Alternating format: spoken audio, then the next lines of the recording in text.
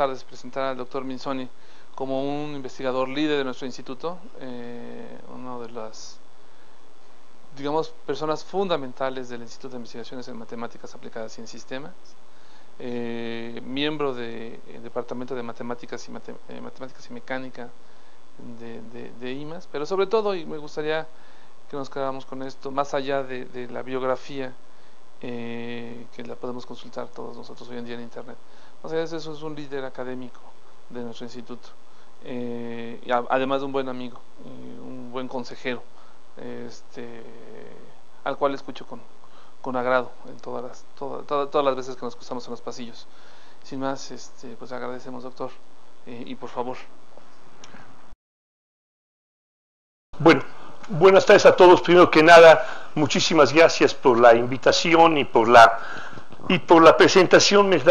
Me da mucho gusto estar aquí, y porque pues, geofísica es para mí un lugar pues muy querido, porque mi primer empleo me lo dio Ismael hace muchos años, y de paso me enseñó ecuaciones en derivadas parciales, pero bueno, eso es histórico y voy a caer en algunas de estas cosas a lo largo de la presentación. Lo que quiero hacer conversar hoy con ustedes es dentro de esta idea de las multiescalas.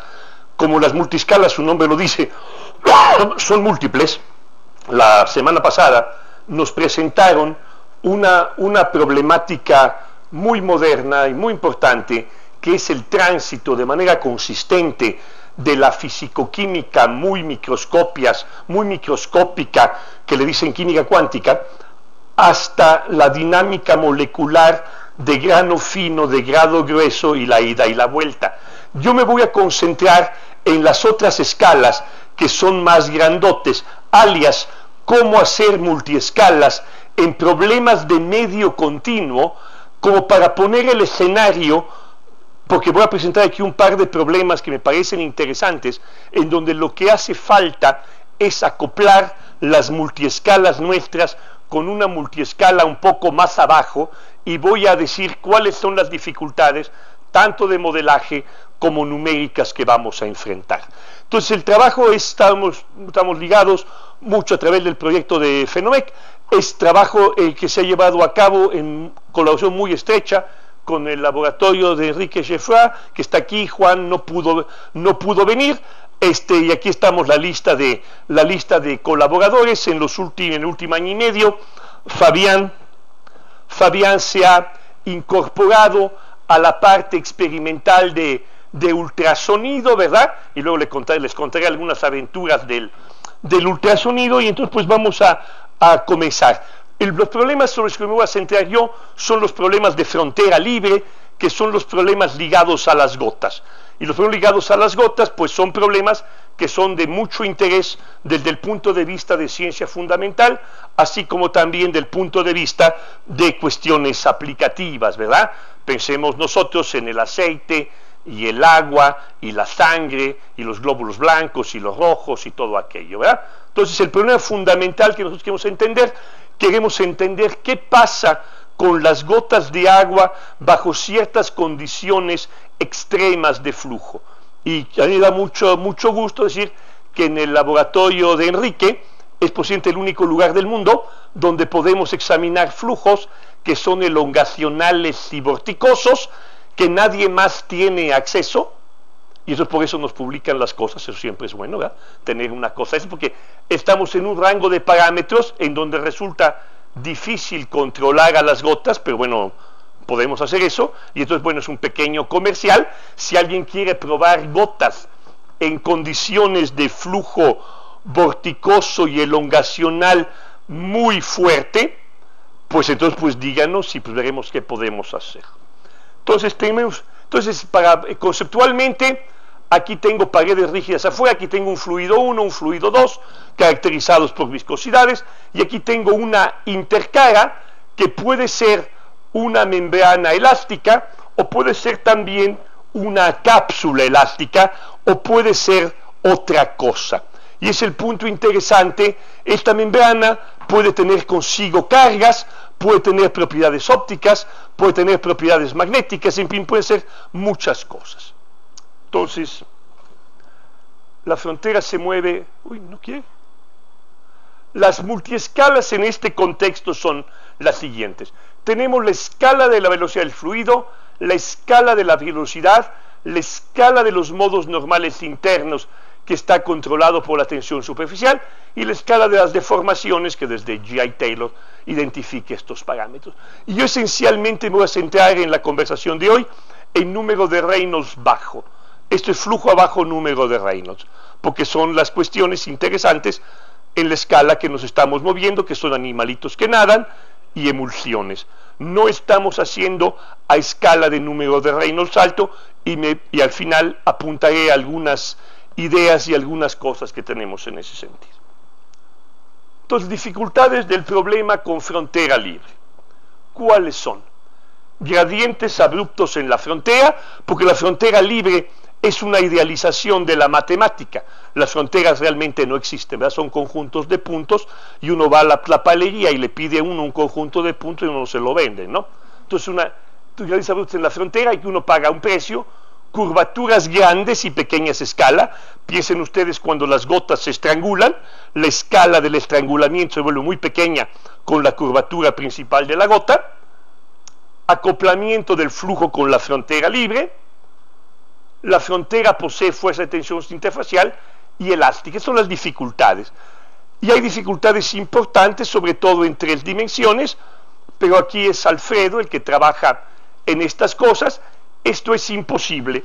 Y aquí tenemos una cosa de elemento de frontera de una gota en flujo elongacional. Entonces vean ustedes, la cosa funciona razonablemente bien.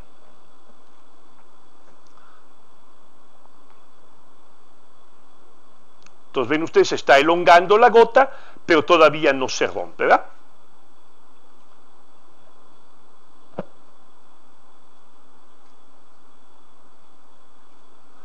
Esta es una gota en lo que llamamos nosotros flujo ABC.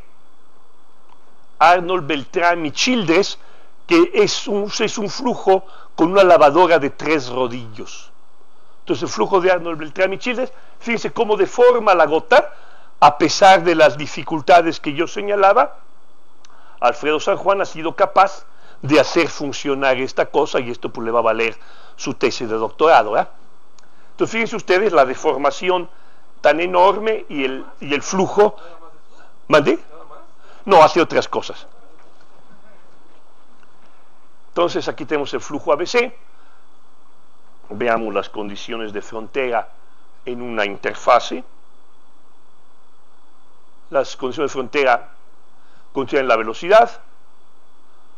La condición cinemática es que si la frontera está descrita por una función igual a 0, la frontera libre se mueve con el flujo, ¿verdad? Condición cinemática. Luego tenemos la condición de continuidad en los esfuerzos, ¿verdad? Porque es una cuestión elástica. Y los parámetros utilizados son el número capilar, son la constante, el cociente de viscosidades, ¿verdad? Esos son los parámetros que definen al flujo. Ahora bien, sin embargo, habíamos dicho que si yo voy a la tlapalería y pido una frontera libre, pues no me la dan. Entonces la pregunta es, realmente cuando uno modela con frontera libre, uno pierde parte de la física. ¿Qué parte pierde uno de la física? Uno pierde la parte de la física que hace posible que una frontera se rompa y se vuelva a reconectar. Y es el típico problema de escalas múltiples, ¿verdad? Si uno dice, bueno, yo quisiera ser completamente fiel y riguroso, pues yo tengo 10 a la 23 moléculas de fluido, y entonces simulo las moléculas del fluido con la ley de Newton, pongo un potencial intermolecular, y entonces tendré una simulación de dinámica molecular de la superficie libre. Eso, si bien en principio resuelve el problema, en práctica es algo muy distinto, porque como nos señalaban la vez pasada, ese abordaje, ¿verdad? Ese abordaje, pues nos permitiría resolver el problema, pero a un costo de tiempos que van pues, mucho más allá de la cantidad de tiempo que tendría uno para calcular. Y entonces este problema de cómo modelo un fluido entre la dinámica molecular y la frontera libre fue el proceso que resolvió, que entendió John Kahn, en los años, a principios de los 50, y Hilliard hizo los experimentos. ¿Cuál es el abordaje que ellos toman?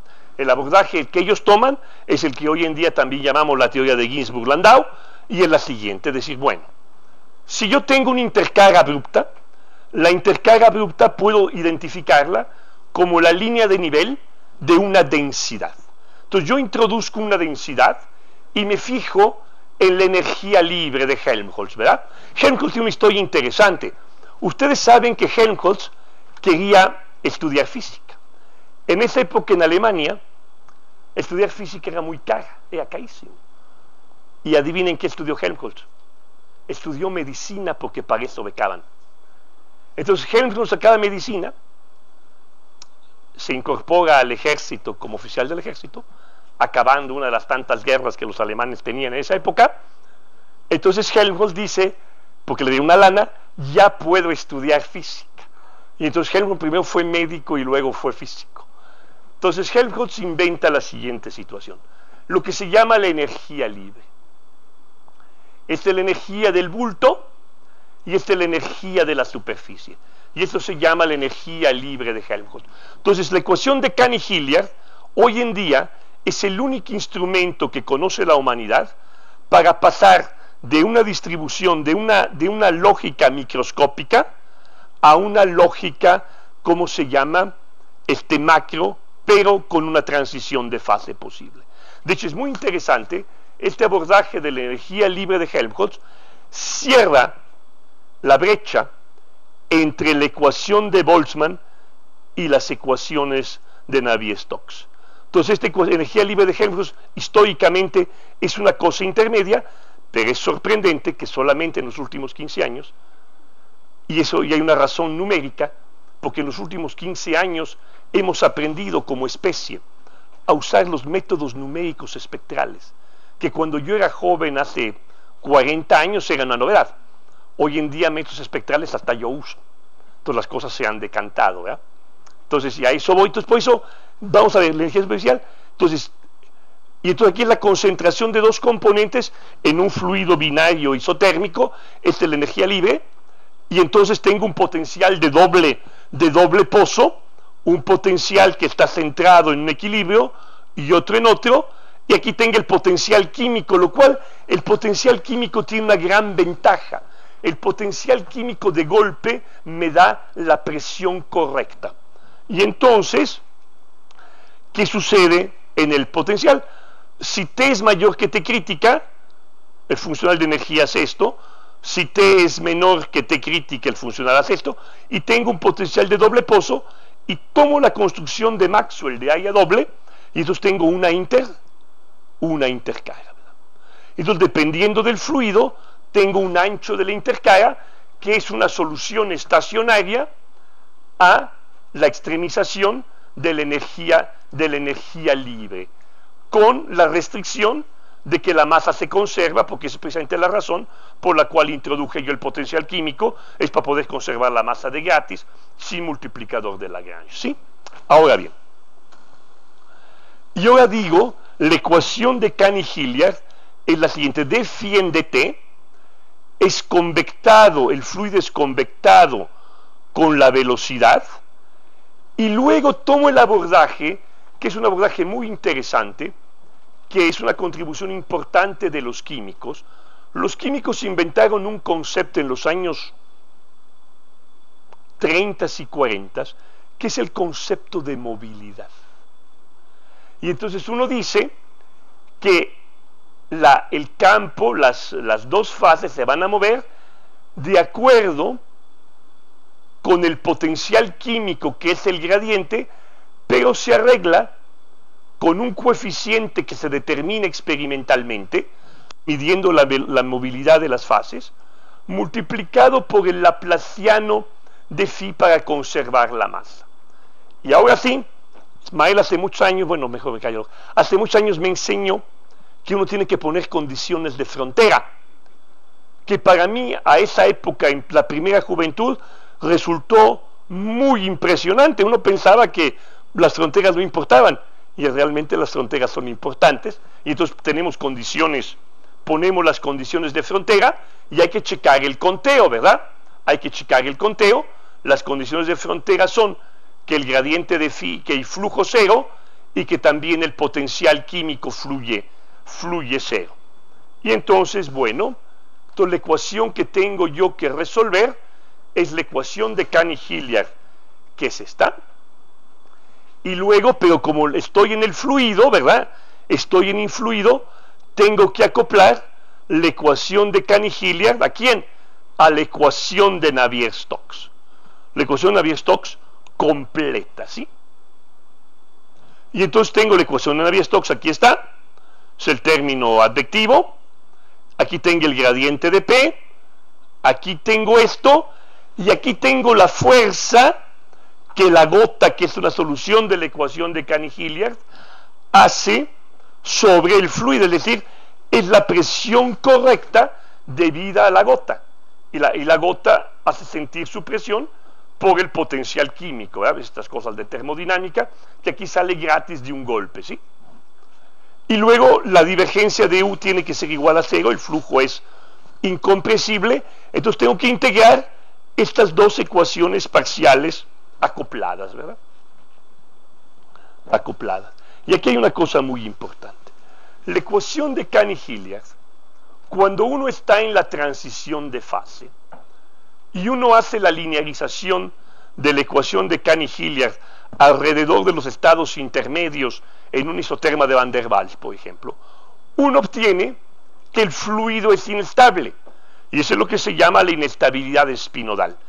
Y es la estabilidad espinodal la que es la clave para el funcionamiento del método, porque nosotros estamos diciendo que efectivamente el fluido hace lo que la naturaleza dice que tiene que hacer, que para romperse la gota tiene que entrar a la región espinodal, se rompe y después se reconfigura. Él decía, aquí estamos haciendo una hipótesis sobre el movimiento del fluido, donde la propiedad del fluido está condensada en la movilidad y en la altura del pozo de potencial. Y una vez hecha esta hipótesis, pues tengo que aguantar las consecuencias, y las consecuencias son si compara o no con el experimento. Usted va a decir, pues tiene usted 3 parámetros libres. Pues sí, pero tengo infinitos grados de libertad, ¿verdad? Entonces el conteo está a mi favor. ¿De acuerdo? Tengo muchísimos menos parámetros que no, digamos, condiciones a satisfacer. Entonces tengo que integrar esto. ¿Y esto cómo lo integro? Aquí el operador más importante es un operador de cuarto orden, y pues una de las grandes ventajas de este tipo de ideas, comparada con, ¿cómo se llama?, con las ideas de frontera libre. La idea de frontera libre tiene una complicación importante, que es la de describir una triangulación o unas proyecciones apropiadas sobre la malla mientras ella se evoluciona. Es decir, el dominio va cambiando en el tiempo. Y bueno, es perfectamente factible, vimos las figuras hace un rato. En cambio aquí, la frontera de la intercara es la línea de nivel phi igual a 0, porque aquí está 1, aquí está menos 1, en phi igual a 0 es la transición entre las dos cosas. Y entonces, pues tengo que resolver esto, y esto lo voy a resolver en un cuadrado, y voy a usar un método espectral. Es decir, tomo la transformada de Fourier, ustedes van a decir, ay, es no lineal, sí. Entonces lo que voy a hacer va a ser descomponer el operador en la parte lineal más la parte no lineal, y escribo la transformada de Fourier para avanzar la parte lineal en tiempo, lo cual es muy rápido con un método implícito, porque no tengo que invertir matrices, porque en Fourier los operadores aquí son diagonales, entonces la parte importante lineal numérica la tengo resuelta de golpe, ¿sí? Y de hecho las figuras que voy a mostrar aquí, Marco me corregirá, son cuando mucho con 60 modos, 60 y 120, es decir, no es un número tremendo de modos tampoco. Y es muy notable, ahorita voy a hacer algunos comentarios al propósito. Y la parte no lineal, ¿cómo la trato? La trato mixta, ¿verdad? Derivadas en Fourier y multiplicaciones en el espacio real, y avanzo la ecuación pensando la parte no lineal a cada paso como un lado derecho. Entonces es lo que se hace y funciona realmente bien. Entonces vamos a hacer unos videos de la ecuación de Canny-Hilliard solita, que es la decomposición espinodal. Y aquí hay una cosa muy simpática. La experiencia, digamos, uno de los resultados muy importantes que encontraron Canny-Hilliard desde el principio, y en los últimos años la gente se ha preocupado mucho de probar, inclusive de manera rigurosa, es cuál, que las ecuaciones de Canny-Hilliard, ¿cómo se llama? Describen el proceso de cuando las gotas se van aglutinando. Y entonces, si yo empiezo con una distribución aleatoria de fases 1 y menos 1, ¿verdad? Tengo gota, gota, gas, gota, gas, gota, gas. Y dejo ir Canny-Hilliard, ¿qué va a pasar? Si dejo ir Canny-Hilliard, lo que se sabe es que Canny-Hilliard tiene un estado asintótico final, donde es una intercarga plana, donde de un lado hay gas y del otro lado hay líquido. Entonces vamos a tratar de hacer ver cómo se reproduce eso. Y eso es lo que se llama la decomposición espinodal. Luego vamos a estudiar una gota en un flujo cortante simple. Todos sabemos que una gota en un flujo cortante simple es la que vimos hace un ratito, se elonga, pero aquí le vamos a dar suficiente cortante para que se rompa. Y luego cuando dejamos de aplicar el flujo, la gota se tiene que reconectar. Entonces vamos a mostrar cómo la ecuación de Canny-Hilliard es perfectamente capaz de capturar el rompimiento, ¿sí? Y luego gota en un flujo cortante oscilatorio. Entonces vamos a ver decomposición espinodal. Ahí está. Esta es una descomposición espinodal chistosa, estamos haciendo oscilar el flujo. Ven ustedes cómo los cuadritos degeneraron en láminas, ¿verdad? Y estamos muy orgullosos porque conseguimos con la oscilación del flujo prevenir que la decomposición espinodal llegue a su fin y retrasarla sustancialmente. Ven ustedes que sigue uniéndose.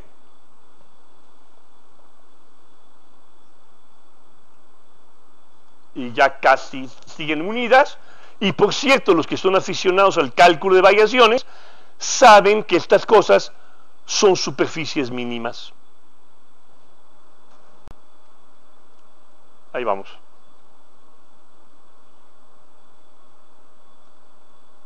Y esto pues es muy confiable, ¿verdad? Es Navier-Stokes acoplado con lo otro.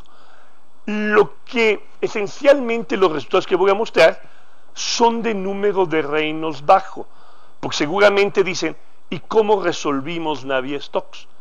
Si estamos en 3 dimensiones, ¿qué hicimos para resolver Navier-Stokes? Pues usamos el método de split step, ¿no? Que es el siguiente, que es un método, digamos, primitivo hasta cierto punto, pero que en este contexto funciona realmente muy bien, que es ¿cuál? Primero, avanzo la velocidad, esto con la parte viscosa y con la parte inercial y con el gradiente de presión que tengo impuesto, entonces avanzo. Pero luego necesito que la divergencia sea 0 y recalculo la presión con la divergencia 0. Y todo eso lo hacemos espectralmente, pero eso tiene una desventaja, que cuando el número de Reynolds se acerca alrededor de 400, 500, la cosa vuelve tremendamente lenta y no es enteramente satisfactoria, pero nosotros estamos en números de Reynolds del orden de 150.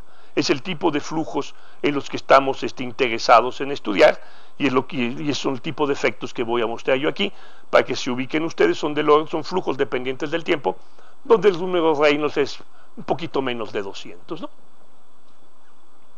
Entonces esto pasó. Ahora déjenme, ahí está la gotita. Esta gotita es una gotita en un flujo ABC. Ahí está. Es en flujo cortante. Ven, con flujo cortante empieza a estirar la gota. Ahí va. Se deforma, la jala. 60 modos por 60 modos por 120 en la longitud, ¿sí?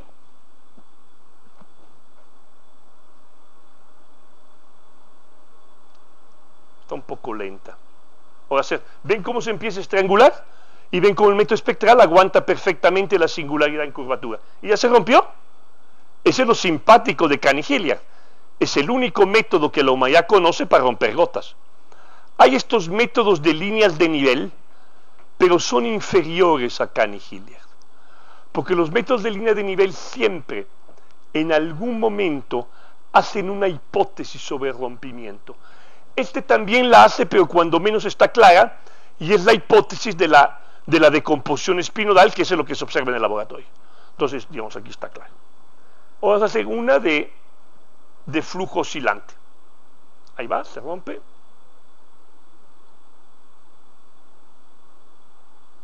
Se rompió y viene de regreso. Entonces, el tipo de cosas que hacemos. Rompimiento y coalescencia. Rompimiento son pues fundamentales, es lo que hay que entender, porque no estamos interesados, como vamos a discutir en un momento, en el efecto de los detergentes, ¿verdad? Por razones obvias, porque si uno está interesado en estos asuntos del petróleo, pues a veces hay que inyectar detergentes y hay que ver qué le hacen a las gotas. Entonces es bueno tener una idea de cómo funcionan los detergentes.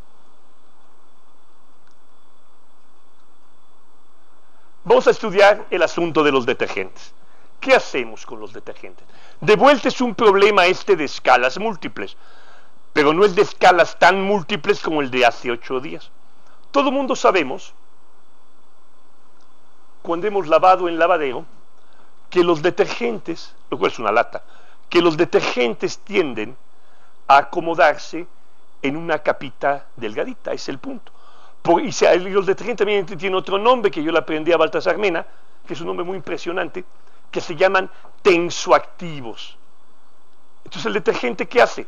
El detergente cambia la tensión superficial de la gota para poderla romper más fácilmente, y entonces con eso quitamos la mugre. Entonces, y aquí viene la primera escala múltiple. Los detergentes se adhieren a, ¿cómo se llama? A la superficie de la gota. ¿De acuerdo? Ahora, lo que me gustaría mucho discutir en este seminario es cuáles son los modelos físico-químicos sobre la adherencia de los detergentes. Y entonces veamos.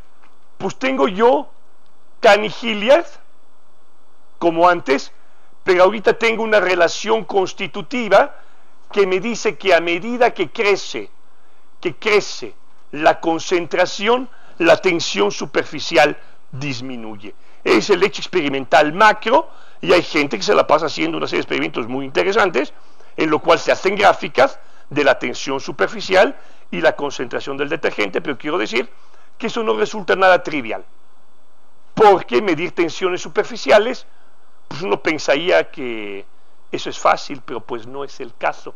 Es una cosa que he aprendido, que medir tensiones superficiales es difícil, ¿sí? Y luego discutiremos el punto. Sobre todo es muy difícil cuando uno tiene colecciones grandes de gotas como en una emulsión, y entonces uno se pregunta cuál es el efecto de todos los 8 bichos sobre este bicho que se está contrayendo. Y uno podría decir, en principio debería poderlo abordar, y la respuesta es sí, y luego hay unos comentarios al propósito. Ahora, ¿cuál es la ecuación? Estas son Caniglia, y ahora necesito una ecuación para el detergente. Y aquí es donde viene la escala múltiple. Yo voy a suponer que el detergente está centrado está muy cercano a la superficie de la gota. Si las fuerzas de Van der Waals, la atracción electrostática, junta ahí. Y entonces los modelos, digamos, antiguos, ¿qué dicen? El detergente esencialmente se difunde sobre la superficie de la gota con la ecuación de advección para la concentración de acuerdo a la velocidad del fluido sobre la superficie de la gota, que es este término, y tiene capa por laplaciano superficial de la concentración. Entonces los métodos de elemento de frontera hacen un esfuerzo importante para hacer esto, pero pues no pueden romper, cuando todo el punto del detergente es que la gota se rompa mejor. Entonces, si nosotros queremos entender el efecto del detergente, pues tenemos que encarar el problema de que necesitamos una formulación numérica que nos permita seguir el rompimiento de la gota en presencia de detergente. Y la respuesta está, y eso nos tiene muy orgullosos, en el campo de fase difuso. El campo de fase difuso o la intercara difusa, que es phi, que nosotros preferimos decirle, es el modelo de Canny-Hilliard, ¿verdad? Entonces tengo que suplementar, tengo que acoplar de manera confiable al detergente con la ecuación de Canny-Hilliard. Y el acoplamiento que nosotros hicimos nos tiene particularmente orgullosos. Y vamos, la idea es realmente muy simple. Yo puedo calcular muy fácilmente el laplaciano de la C en las 3 dimensiones, calculo espectralmente, ¿sí? Pero yo sé que mi C queda esencialmente confinada, ¿verdad? ¿A dónde? A la capa límite, ¿verdad? Entonces, si uno llevó la clase de funciones especiales que enseñaba Ismael, uno sabe que las funciones propias resultan realmente unas amistades importantes. Y entonces, lo que nosotros nos dijimos es, la C quiero que haga esto, es decir, quiero que la C sea proporcional a la primera función propia, en la coordenada transversa. ¿Y entonces qué tengo que hacer? Tengo que construirme un potencial en términos de phi que atrape a la concentración. Y el potencial que atrapa a la concentración es este.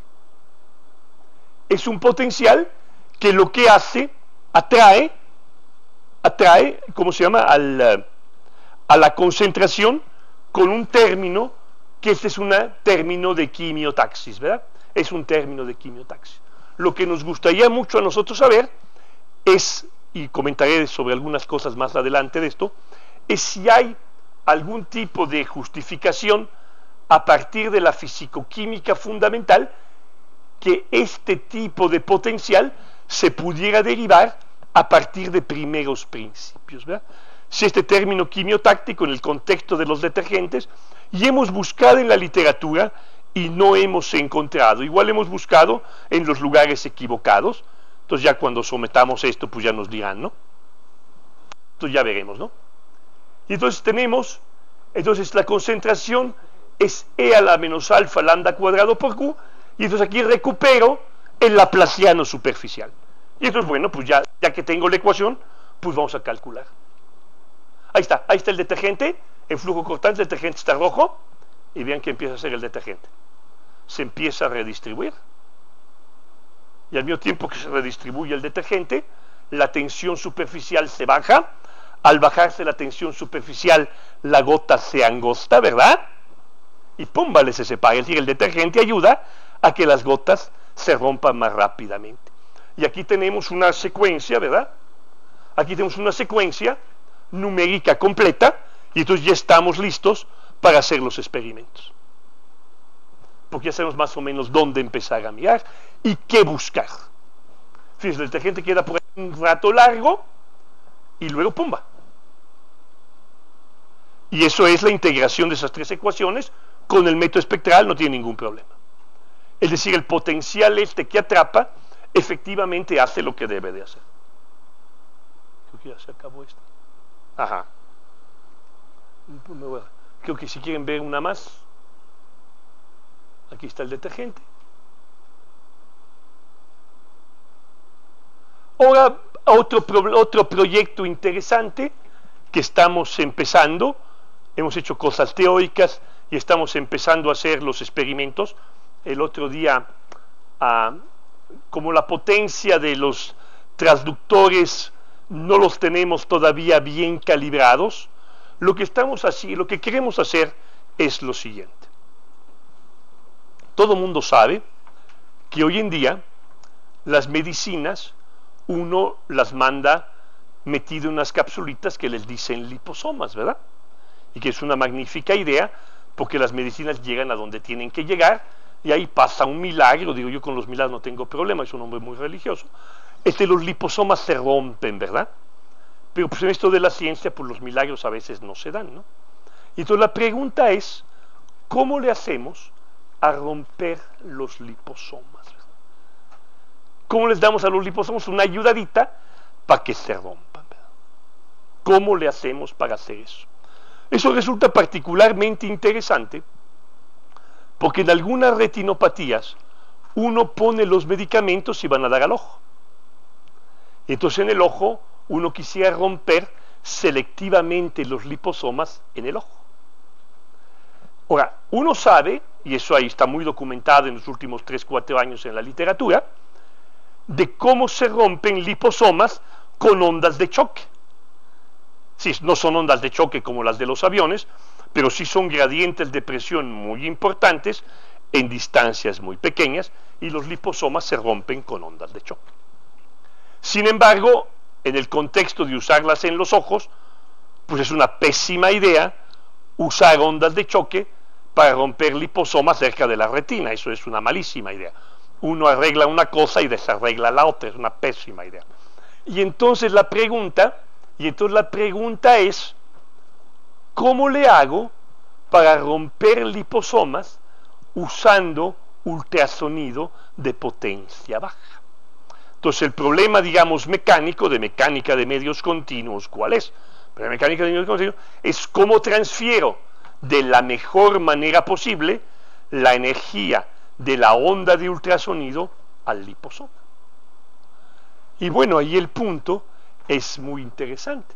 Ahí el punto es que uno sabe que la manera más eficiente de transferir energía es a través de resonancia paramétrica. Es decir, cuando ustedes se columpiaban cuando eran niños, movían las piernas así y se columpiaban muy eficientemente, y esa es la resonancia paramétrica. Entonces la pregunta, lo que queremos nosotros hacer es ver cómo podemos romper liposomas usando la resonancia paramétrica. Para ello necesitamos un estimado de las frecuencias de los modos naturales del liposoma, por un lado, y entonces dar pulsos de ultrasonido que tengan lo doble de la frecuencia, y entonces podré transferir energía de manera paramétrica.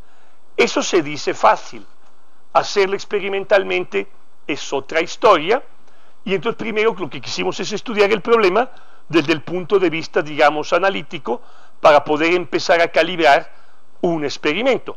Porque si uno trata de hacer un experimento sin tener una idea vaga de dónde anda uno en el mapa de parámetros, pues francamente sería muchísimo mejor jugar a la bolsa de valores, ¿verdad? Entonces no hay manera, entonces necesita uno una calibración numérica antes, ¿no? Y entonces, bueno, yo quiero ondas de baja intensidad y quiero yo entender esto. Y aquí hay un problema nuevamente de escalas múltiples. El problema de escala múltiple es que la onda de ultrasonido es aproximadamente 1 entre 30 la longitud de la gota. Es decir, la longitud de onda del ultrasonido es muy pequeña que la longitud de la gota, mucho más pequeña que la longitud de la gota, o del liposoma, y entonces estoy en el límite de lo que se llama la óptica geométrica. Y entonces lo que vamos a hacer una aproximación de escalas múltiples, encontrando una ecuación efectiva para las ondas cortas. Y lo que es muy interesante, que el pulsador de ultrasonido que tiene Fabián, pues es muy simpático. El ultrasonido tiene una frecuencia muy muy alta, pero uno puede modular la pulsación. Entonces exactamente el tipo de cosa que vamos a hacer. La frecuencia de pulsación va a ser muy alta, pero vamos a modular el tren de pulsos, y es la modulación la que tiene la frecuencia que es lo doble que la frecuencia del modo natural que queremos excitar. Bueno, entonces veamos. Las ecuaciones de movimiento. Pues tengo esto. Y aquí hay una cosa muy chistosa. El fluido ahora va a ser ligeramente compresible, ¿verdad? Uno sabe que el agua es ligeramente compresible, tan compresible es que uno avienta sonido en el agua para buscar a los submarinos de los malos, ¿verdad? Entonces, tengo esto, y la ecuación de Cani-Hilliard es esto. Aquí la energía libre de Helmholtz tiene una presión extra, ¿verdad? Que es la presión de la onda sonora, y eso es una ayuda a tener una descripción consistente. ¿Y ahora qué hago? Necesito cerrar las ecuaciones, la fuerza de la gota es esta, la normal es esta, y entonces si yo quiero resolver el problema numérico de la ecuación de Navier-Stokes compresible acoplada con Canhilliard, no hay manera. Es 3D, compresible, y estas cosas experimentalmente tardan del orden de 1 minuto antes de empezar a hacer algo. Entonces 1 minuto de Navier-Stokes a número de Reynolds 100 compresible tarda mucho tiempo, y lo más probable es que al final del día uno obtenga pura basura si uno lo hace. Entonces hay que hacer otra cosa. Entonces, todo lo que necesitamos hacer nosotros es encontrar ecuaciones promediadas para la escala del envolvente. Es decir, el ultrasonido es así de rápido, pero el envolvente hace la escala roja, ¿verdad? Y entonces veamos. Esta aproximación es sostenible porque como esta frecuencia está rápida y el fluido es ligeramente viscoso, si uno calcula, el amortiguamiento viscoso de este es muy rápido y el amortiguamiento viscoso del envolvente es infinitamente más lento. Entonces estamos bien, estamos en escala. Y entonces ahora hago la decomposición de siempre, de la acústica, divido el campo de velocidades en un campo de velocidades del bulto que es incompresible.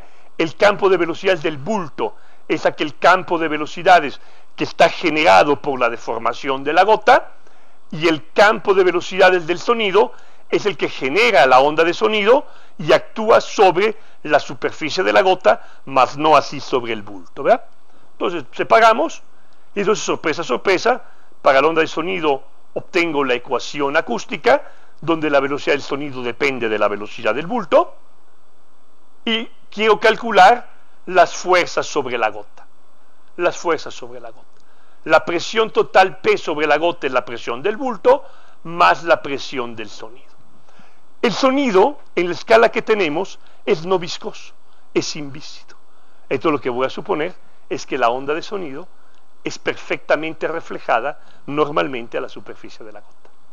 Y entonces tengo esto, entonces tengo que resolver la ecuación de las ondas, donde yo doy la presión, la doy aquí, que es el transductor, que se nos quemó el otro día, y bueno, estamos arreglando, ¿no? Tampoco es trágico. Compramos muchos. Gracias a un proyecto del PAPIT nos llega una buena cantidad de dinero para comprar transductores, porque pues, Martín y Fabián sabían que esas cosas quemaban con cierta rapidez. Pero pues ahí vamos, ¿no? Quien quiera, los miércoles a media mañana y estamos picándole a los liposomas, ¿no? Entonces, numéricamente es difícil porque la frecuencia es muy alta, y entonces lo que voy a utilizar la aproximación de Kirchhoff, que es la aproximación de la óptica geométrica, y aquí sale una cosa realmente simpática.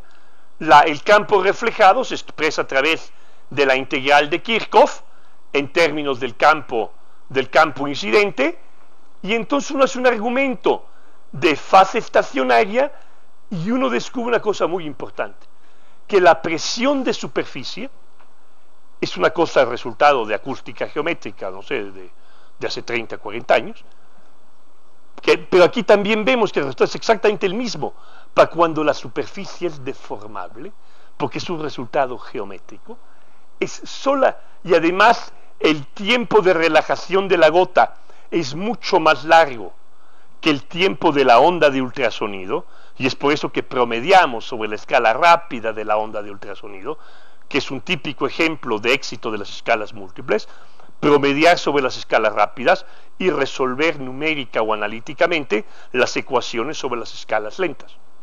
Y entonces tengo la presión de superficie, es proporcional a la curvatura de la superficie por la envolvente. Y es un resultado de asintótica de óptica geométrica. Entonces, la ecuación de Canny-Hilliard, la presión proporcional, y entonces, y aquí viene la cosa simpática, la presión, vimos que es proporcional a la curvatura, pero lo que es proporcional a la curvatura es precisamente la tensión superficial. Y entonces vemos que a nivel de las matemáticas, la presión funciona igualito que un detergente, pero un detergente pulsado. Lo que hace la presión, en efecto, en el promedio sobre la escala rápida, altera la tensión superficial. Pero la altera de una manera pulsada, es decir, hemos conseguido una excitación paramétrica, ¿en dónde? En la superficie de la gota, que era exactamente lo que queríamos. Entonces aquí estamos, y ahora sí, pues ya, pues a calcular, ¿verdad? A calcular. Y aquí está una gotita, y vamos a ver. Ahí está, le está pegando el sonido de los lados, ¿ven? Pum, vale, se rompe. Bueno, es poquito. Vamos al siguiente. Hay varias gotitas.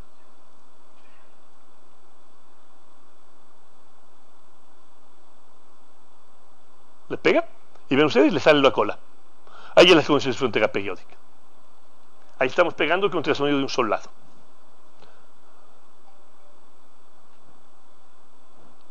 Es decir, esto es característico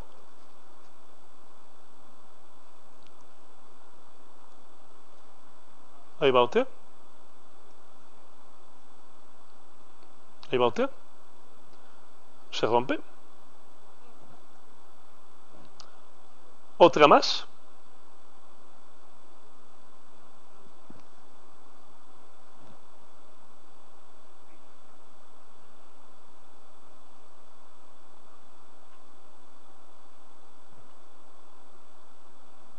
Y ahí le salen dos colas. Yo no quise hacerlo, pero si ustedes se asoman a la literatura de ondas de choque, lo que ven que las figuras experimentales tomadas con ondas de choque desarrollan exactamente la misma cola. Pero nosotros estamos en otro régimen. Entonces, al menos vemos que esta aproximación paramétrica aproxima razonablemente bien el proceso fundamental, que es que le salga una cola. Y eso es lo que tenemos que comparar con los experimentos.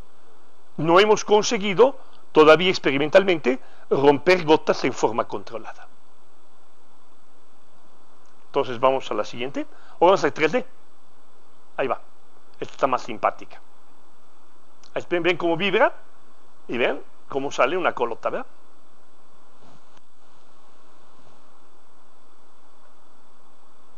Y desde luego perdemos resolución y es por eso que la gota se ve asimétrica. Es pérdida de resolución. Son 64%, 20 modos. Podemos poner más modos.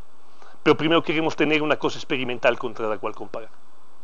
Y aquí se la chupa Cangilia, es una de las latas de los métodos de campo de fase, que si uno tiene suficiente resolución, las gotas desaparecen, ¿verdad? Y aquí tenemos tres dimensiones. Fíjense, completamente diferente el proceso. Fíjense cómo rompió en 3D. Déjenme regresar. Ahí está. Ahí está. ¿Vean? Es un pulso, rompe en pedacitos. Si ustedes me preguntan por qué en 2D es de una manera y por qué en 3D de otra, la respuesta honesta es no sé. Pero luego daré una respuesta deshonesta después. Siempre hay dos respuestas, ¿no? Una honesta y otra deshonesta, ¿no? ¿Ven ustedes? ¿Se rompió? Ahí va de nuevo. Aquí se rompió.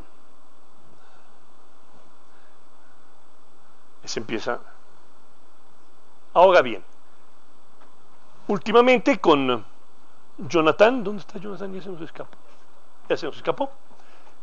Hay unos experimentos muy recientes del grupo de Mordechai Segev, porque nos hemos estado moviendo hacia la interacción de fluidos y óptica.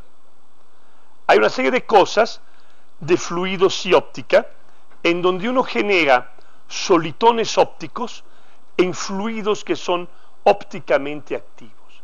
Entonces resulta interesante estudiar qué pasa cuando uno tiene un solitón óptico en un fluido. Uno calienta el fluido y al calentar el fluido se mueve.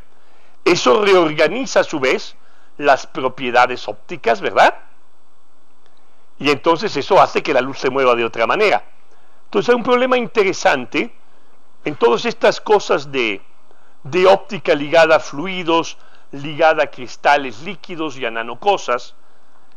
Es la posibilidad de poder manipular la luz a través de cuestiones mecánico-elásticas o de fluido. Entonces hay una serie de procesos fundamentales que a uno le gustaría entender. Esto es un proceso interesante que experimentalmente han estudiado Segev y su grupo, es el de efectos térmicos. Es decir, yo tengo un líquido aquí, aquí es un líquido más denso, aquí arriba es un líquido menos denso, aquí tengo una fuente de calor, que es la sección transversal del solitón óptico que está allá adentro, y entonces tengo, por nuestras ecuaciones, ¿verdad? Tengo la ecuación de difusión para la temperatura, donde la fuente es el solitón óptico, que está centrado en x menos x de t, que es un centro. Tengo la ecuación de Canny-Hilliard para la superficie libre, tengo la ecuación de Navier-Stokes para esto, y tengo el hecho de que el centro del solitón óptico es transportado por el fluido. Entonces me gustaría entender cómo se ve el efecto del calentamiento sobre la superficie libre. Lo que Segev muestra en sus experimentos, que son muy interesantes, aparecieron en el Nature hace que será 5 o 6 meses, pueden mirar una. Segev es un tipo muy interesante. Todo lo que tratamos de entender es precisamente si podemos reproducir un poquito el tipo de experimentos usando nuestro tipo de ideas. Entonces aquí tengo, ¿ven ustedes? Ahí hay una estabilidad térmica demasiado rápida. Ahí va. ¿Ven? Esta también está simpática, más denso, menos denso, estabilidad térmica. Lo que no hemos logrado reproducir todavía es la retroalimentación del fluido sobre el solitón para hacer ver que esa inestabilidad eventualmente desaparezca. Pero ven ustedes cómo el fluido más denso, al hacerse menos denso por flotación, hace este tipo de estructuras. Nuevamente Canny-Hilliard recupera esto muy bien. Y es reminiscente a las figuras de Segev. No hemos hecho todavía una comparación cuantitativa, pero lo que ya hemos podido hacer es hacer que las ecuaciones acopladas escalen correctamente en los parámetros del experimento. ¿Sí? Entonces ya estamos, ¿no? Tesote.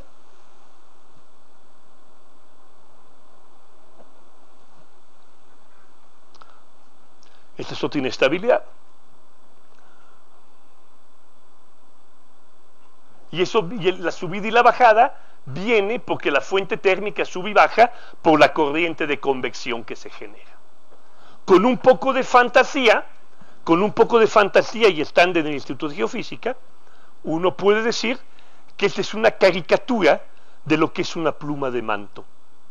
Si yo a la ecuación de Navier-Stokes le pusiera un término tipo viscoelástico con unos coeficientes empíricos de ignorancia, ¿verdad? Alias parámetros ajustables, podríamos escalar las cosas para tener una especie de pluma de manto que sube por flotación. Entonces sería interesante, digamos, poderlo conversar aquí, porque realmente, y pueden ser simulaciones 3D también nosotros. Bueno, perdón. Bueno, por último, hemos estado colaborando desde hace ya muchos años con Noel Smythe de la Universidad de Edimburgo en problemas de propagación de solitones en cristales líquidos, y también estamos interesados en propagación de solitones en fluidos térmicos. Entonces tenemos un visitante joven que es Luke, que ha estado con nosotros 1 año y medio, y hemos estado estudiando en el laboratorio de Juan Hernández, una serie de problemas ligados a propagación de solitones ópticos en fluidos en movimiento. Entonces uno pensaría lo siguiente, uno pensaría esto, ¿no? Uno diría, bueno, si yo tengo un haz de luz en un fluido, pues bueno, lo más que puede hacer el haz de luz, ¿verdad?, es que el fluido se lo lleve, ¿verdad? Entonces el haz de luz, si uno ilumina, digamos, un fluido por abajo, y yo hago el fluido con un cortante, digo, pues la luz se me va a desviar en línea recta para allá, ¿verdad? Es una cosa, digamos, uno pensaría que ese es el caso. Bueno, ese es el caso si la luz es poco intensa y el medio óptico es pasivo, ¿verdad? Ese es todo el punto del Doppler. El Doppler dice que tengo yo sonido lineal me lo transporta, las partículas se transportan en un fluido, y yo veo cómo el fluido me lo regresa con el Doppler, porque simplemente las partículas se lo llevaron para el otro lado. Pero lo que es muy interesante de este otro tipo de problemas es que la interacción luz-fluido es una interacción fuertemente no lineal. Y entonces la luz que seguía cambia el índice de reflexión del fluido, y al cambiar el índice de reflexión del fluido, pues eso va a actuar sobre el solitón modificándolo, pero al modificarse a su vez hace una reacción de regreso sobre el fluido. Entonces la pregunta es, ¿qué sucede? Entonces imaginemos la situación más simple de todas. Yo tengo un cortante que viene... bueno, además hay otra cosa muy importante. El fluido transporta la temperatura, ¿verdad? Digamos, decir, es lo que se estudia siempre, nuestros problemas de fenómeno de transporte, y lo primero que uno estudia es cómo un fluido, si yo tengo una fuente de calor aquí, cómo es que este fluido transporta pues, el calor. Pues evidentemente va a transportar el calor pues, para donde va el fluido, ¿verdad? Pero si a la hora de que el calor viene para el lado derecho, entonces ¿qué va a pasar? Ese calor cambia el índice de reflexión, y entonces al cambiar el índice de reflexión, el solitón se va a mover, y entonces la fuente térmica se mueve. Entonces es el fenómeno, es un problema de transporte en el cual, ¿qué sucede? Que por el hecho de transportarse el calor, altera a la misma fuente de calor. Eso es lo interesante de la no linealidad. Y entonces nosotros estudiamos el problema en un fluido que transporta calor con un flujo, digamos, cortante, en un medio térmico no lineal, en la aproximación paraxial, que es la aproximación de la ecuación, digamos, no lineal de Schrödinger. Y entonces vamos a ver qué pasa. Pasó una cosa inesperada que se las quiero enseñar. Empiezo, va para allá, el flujo va para allá, pero luego se regresa. Y entonces el bicho se queda oscilando en diagonal por toda la eternidad. Ahí va. Perdón. Ahí va.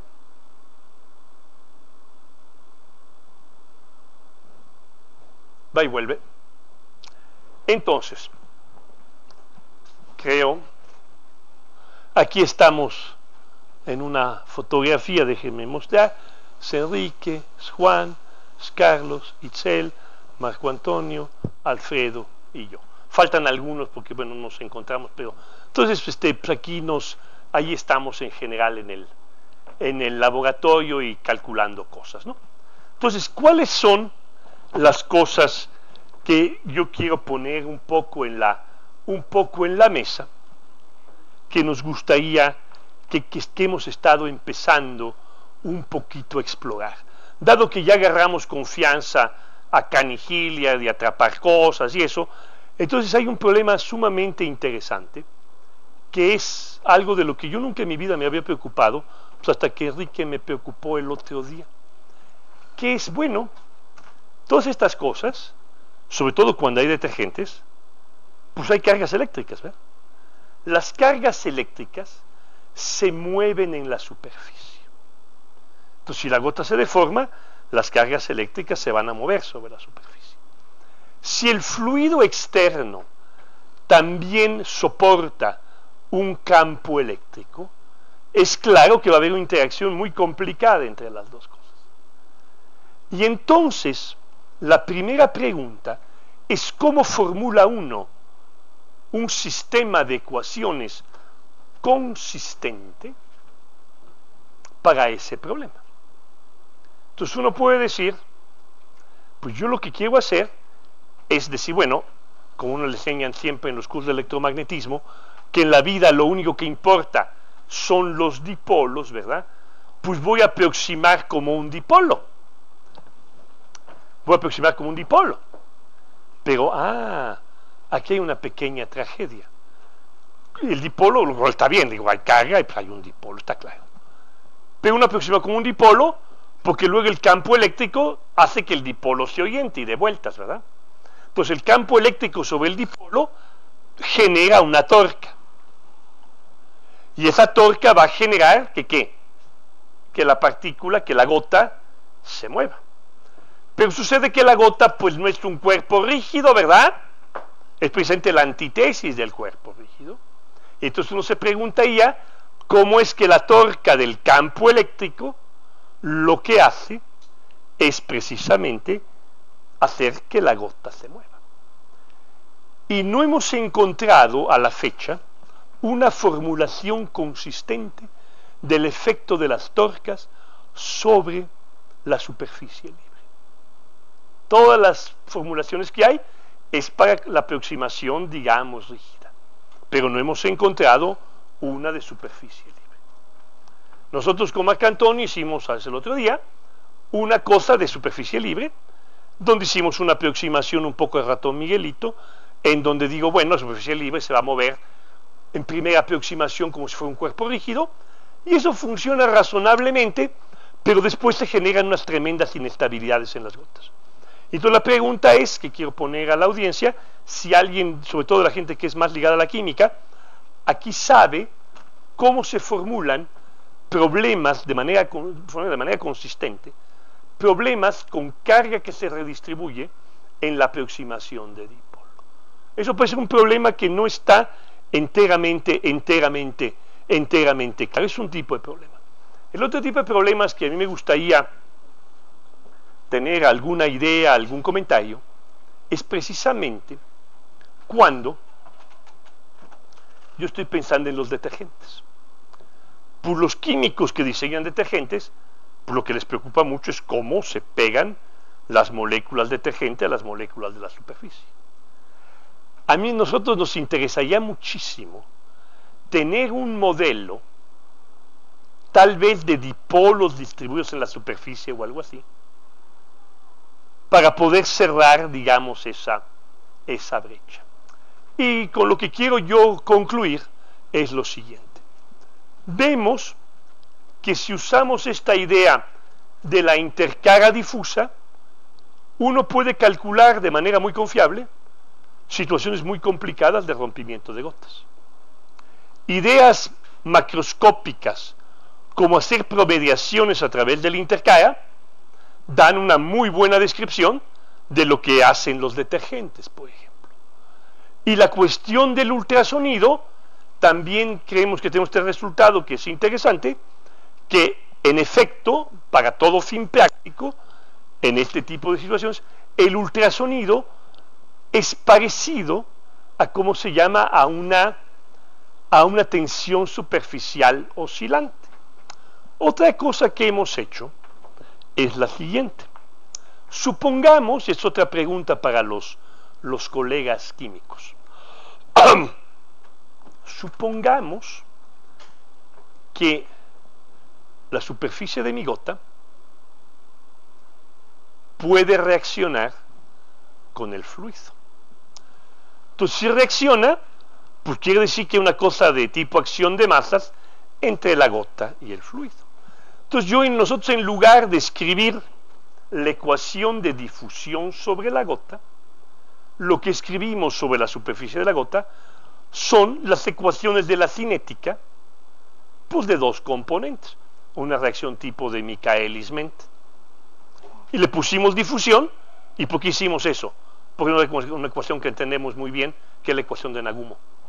Y entonces la ecuación de Nagumo tiene estos frentes de reacción que se mueven de manera coherente sobre la gota. Y entonces la pregunta es esta: si yo tengo un mecanismo de reacción, una cinética sobre la gota que fuera oscilante, sería equivalente a una cuestión de ultrasonido. Y un poco la pregunta que quiero yo poner aquí es: ¿tiene eso sentido? ¿No? ¿Qué sería interesante mirar experimentalmente en este contexto? Entonces esa es otra pregunta que yo quería, digamos, poner aquí. Y pues de alguna manera decir, bueno, todo este tipo de cosas podemos hacerlas de manera, digamos, bastante confiable, ¿no? Y quisiera yo terminar diciendo que efectivamente esta idea de hacer cuestiones de escalas múltiples, analíticas, en parte, y resolver la parte lenta numéricamente, parece que es una idea que es, digamos, que es factible, ¿verdad? Entonces, con estos comentarios yo les doy las gracias y muchas gracias.